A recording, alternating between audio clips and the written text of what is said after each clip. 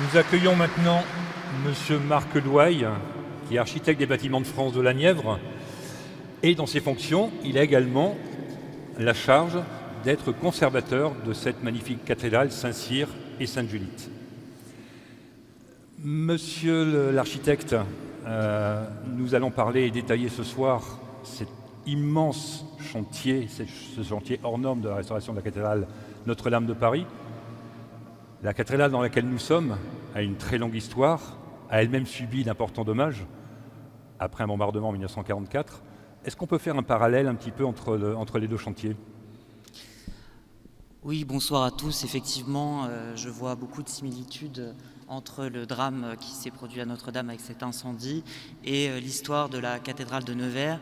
Donc aujourd'hui, en titre de conservateur de cet édifice, j'ai l'habitude de dire que je suis un peu le concierge qui confie les clés aux entreprises qui viennent intervenir pour entretenir, ou alors à l'architecte en chef des monuments historiques, Étienne Barthélémy, qui conduit les travaux de restauration, notamment ceux qui auront bientôt lieu au niveau du chœur.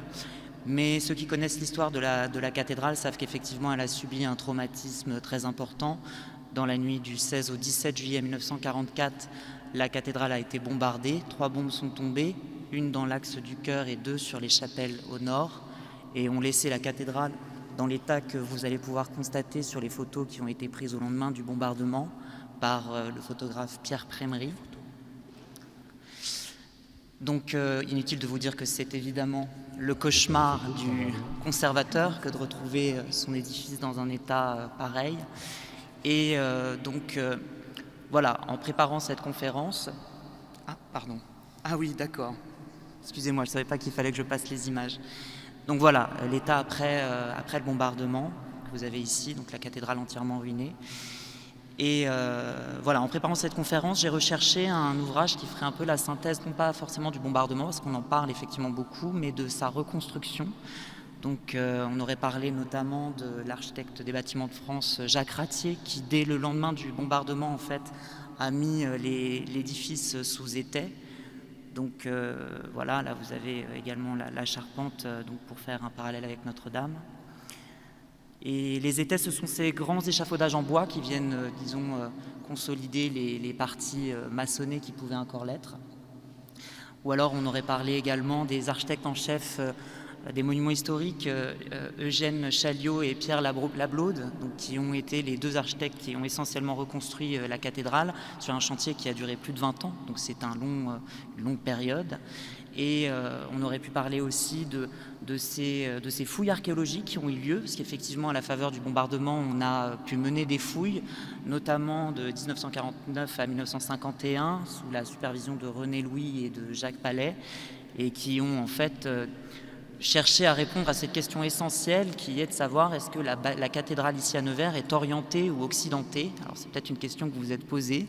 En tout cas, ces archéologues ont trouvé beaucoup de choses, et si vous ne la connaissez pas, je vous invite un jour à aller découvrir la crypte archéologique qui est sous vos pieds, qui a été aménagée par les architectes en chef Bernard Colette et Paul Barnoux.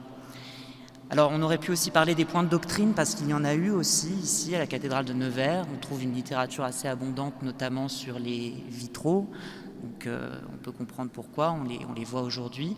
Mais il y a aussi des questions qui sont posées sur l'édifice, notamment est-ce qu'il fallait retrouver un état Robelin ou un état Rupiche-Robert. Alors ça ne vous parle pas forcément, mais en réalité on parle des toitures, des bas-côtés et des chapelles du chœur, qui dans un cas sont en terrasse et dans l'autre sont en pavillon. Vous ne serez pas étonné de savoir qu'en fait on a trouvé un compromis entre ces 2 états précédents et qui est aujourd'hui en œuvre à la cathédrale. Donc cet ouvrage de synthèse, je ne l'ai pas trouvé. Si jamais quelqu'un sait s'il y a une référence bibliographique qui existe, je suis tout à fait intéressé. Hop là. Mais en tout cas, le parallèle avec la cathédrale de Paris, effectivement, est assez évident. Et je me réjouis qu'on soit aussi nombreux aujourd'hui pour discuter de ces points de restauration et de ces points de doctrine qui sont tout à fait passionnants et qui nous parlent effectivement de notre présent, mais comme on le voit aujourd'hui, de notre avenir. Je vous remercie beaucoup.